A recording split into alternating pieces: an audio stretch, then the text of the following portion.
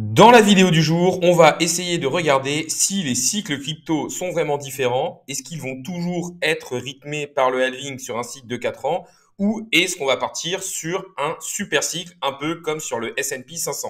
Alors, déjà, ce qu'il faut se dire, c'est qu'il y a des news hyper bullish avec Jérôme Powell, le président de la Fed, qui a mentionné les cryptos dans son discours où il devait annoncer où en étaient les taux. Donc, il n'y a pas eu de variation de taux. Mais en fait, dans les minutes de la Fed, il nous décrit ce qu'il pense actuellement de la situation aux États-Unis. Et en fonction de ça, ils augmentent, baissent ou ne font rien au niveau des taux. Et ce qu'il a dit, c'est que les banques pouvaient proposer des cryptos si elles savaient gérer le risque.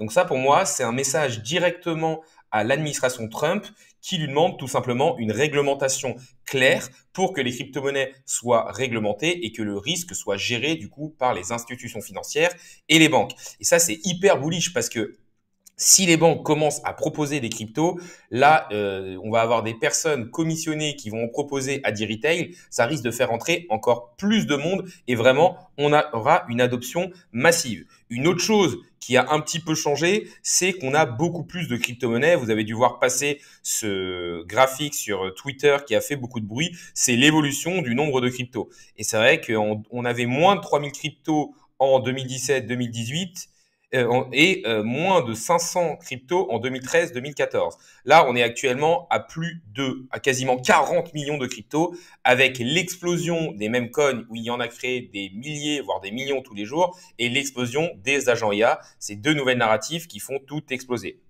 Et à ce niveau-là, pas mal de personnes pensent que ça peut être différent parce que justement, on va avoir beaucoup plus de crypto, donc il va falloir être plus sélectif pour les faire monter lors d'une altcoin season. Avant, le Bitcoin montait et ensuite il y avait un ruissellement de la liquidité sur l'ensemble des cryptos parce qu'il y en avait moins. Là, vous pouvez pas prendre une crypto au pif et vous dire ça va monter, ça va demander un peu plus de recherche et de trouver les cryptos qui ont de la traction. Alors pour moi, ce nombre de cryptos, je voudrais le relativiser par le fait qu'il y a quand même beaucoup de shitcoins éphémères comme par exemple des meme coins ou encore des agents IA, et que tout simplement l'argent passe des mains de retail qui ne s'y connaissent pas aux personnes qui sont bien informées et qui lancent ces propres cryptos-là. Donc possiblement, eux derrière vont faire ruisseler cette liquidité vers les gros projets de l'écosystème, comme par exemple des Ethereum, des Chainlink ou des AAVE.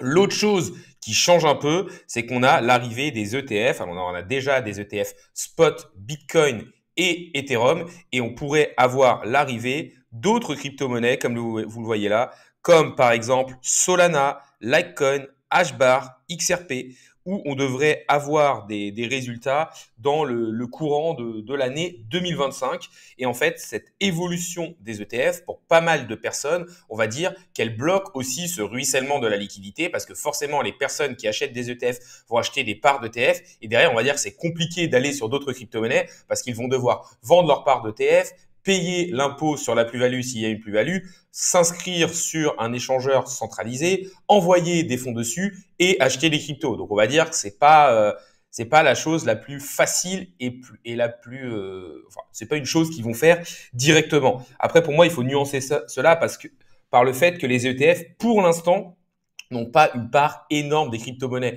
Ils ont moins de 5% de la supply totale de Bitcoin et du coup bah, oui, ils ont un impact, mais il va quand même avoir un ruissellement de la liquidité à peu près normal sur l'ensemble du marché altcoin. Ensuite, pour moi, une autre chose que je trouve hyper intéressante à regarder, c'est que le cycle, pour l'instant, suit exactement son cours. On a toujours des cycles de 4 ans qui sont rythmés par le halving et rythmés par la psychologie des foules. Il faut savoir que ce cycle suit tout simplement ce qu'on appelle la Wall Street cheat sheet, qui nous montre tout simplement une phase de bull market et de bull run sur un actif. Là, on peut mettre aux crypto-monnaies. Et en moyenne, on passe tous par ces différentes phases qui vont de l'espoir à l'euphorie et à la panique sur les marchés financiers en passant par énormément d'états avec des phases de capitulation lors d'un fin de bull market avec le point bas qu'on peut atteindre.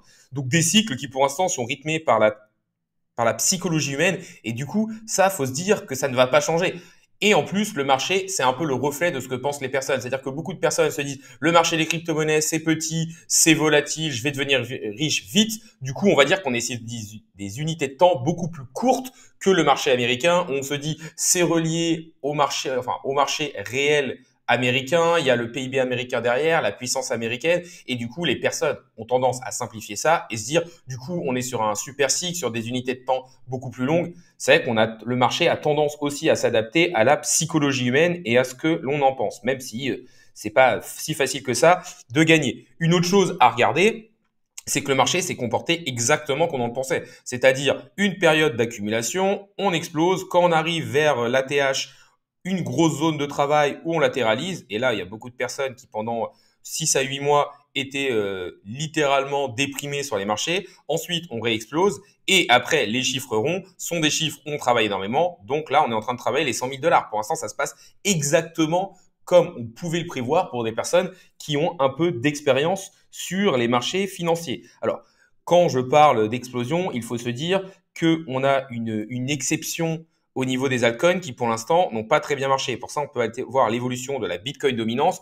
On voit que depuis fin 2022, le Bitcoin ne fait que prendre de la dominance. On est monté jusqu'à 61%. Là, on est à 59%. Pour moi, il faudra surveiller la zone des 55%. Si cette zone des 55% vient à casser, on pourrait avoir vraiment notre altcoin season qui sera lancée.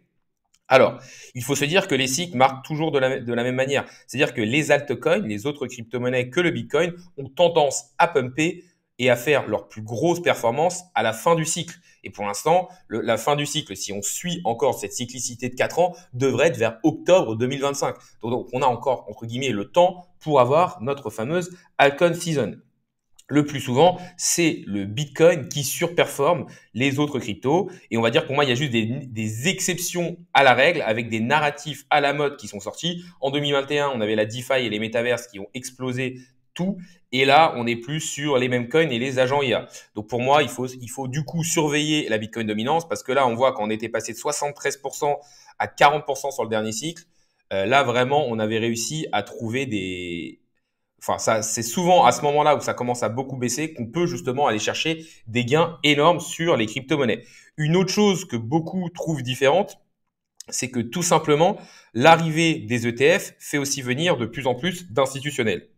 Et donc, les personnes se disent que ça va être différent parce que MicroStrategy achète des crypto-monnaies, parce que il y a des réserves stratégiques qui vont peut-être se faire aux États-Unis. Alors oui, ça peut changer un tout petit peu la nature du cycle, mais comme je vous l'ai dit, ça reste rythmé par la psychologie des foules. En plus, si on parle de MicroStrategy et de Michael Saylor, alors oui, il a 2 ou 3% de la supply de Bitcoin, mais il faut se dire que ça peut être un risque systémique parce que en gros, il emprunte de l'argent pour acheter du Bitcoin et à la fin, les personnes peuvent soit décider d'avoir des titres MicroStrategy, soit de récupérer leur cash avec intérêt. Et s'ils récupèrent leur cash avec intérêt, tout simplement MicroStrategy va devoir vendre de ses actions, qui va faire baisser l'action MicroStrategy et du coup MicroStrategy va peut-être devoir vendre aussi ses bitcoins. Donc c'est pas parce qu'il y a des gros institutionnels qui rentrent qu'il y aura personne qui prendra des profits et qu'on n'aura pas de forte baisse. Pour moi, la différence qu'on peut avoir, c'est juste une différence au niveau de la variation des cours qu'on peut avoir. Ce que j'appelle variation des cours, c'est que sur les précédents bull run, on pouvait avoir des grosses baisses de moins 99% sur certaines crypto-monnaies. Là, ça va encore être le cas, mais sur Bitcoin, on va peut-être pas avoir un moins 60 ou moins 70% entre le plus haut et le plus bas.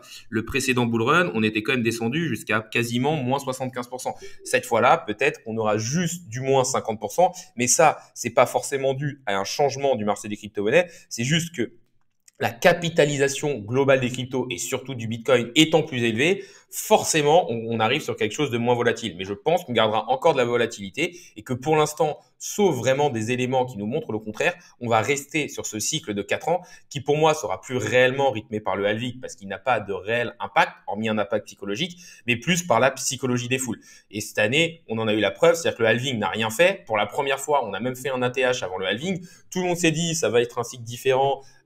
Et au final, qu'est-ce qui s'est fait? Le cycle, on a tout simplement rattrapé la hausse trop tôt qu'on avait eue du cycle pour contrer un peu tout ça et revenir dans la normalité. Si on étudiait bien les cycles, et vous pouvez aller voir mes précédentes vidéos, en se basant sur les cycles précédents, on devait avoir une grosse correction en décembre et janvier, ce qui est exactement ce qu'on a eu. On va voir si les cycles continuent, mais en février, mars, enfin simplement avant l'été, on devrait avoir une altcoin season et une re-explosion des crypto-monnaies. On va voir si ça marche.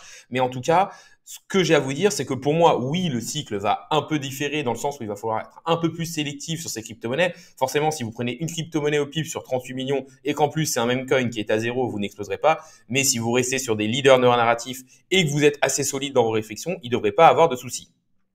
On arrive sur la fin de la vidéo, donc déjà n'hésitez pas à liker, à me dire en commentaire si vous pensez qu'on est sur un super cycle crypto ou que les choses ne vont pas changer. N'hésitez pas non plus à vous abonner, ça récompense le travail que je fais au jour le jour et ça permet de faire grossir la communauté. Pour résumer, dans cette vidéo, on a essayé de regarder si le cycle crypto allait être différent, que ce soit en termes de temporalité, en termes de volatilité ou en termes d'altcoin season. La conclusion qu'on peut en tirer, c'est que oui, il va avoir certaines modifications du marché au niveau structurel avec peut-être les ETF, le fait qu'il y ait plus de crypto, une arrivée encore plus massive des institutionnels. Mais vu que les marchés sont principalement rythmés par la psychologie des foules, on devrait encore rester sur le cycle de 4 ans parce que c'est vrai qu'il y a une autocroyance de se dire quand l'ensemble du marché pense et a une croyance que le cycle va se passer comme ça, bah, il se passe tout simplement comme ça. C'est un peu une prophétie auto-réalisatrice. La vidéo du jour est maintenant finie. Salut à tous et à la prochaine.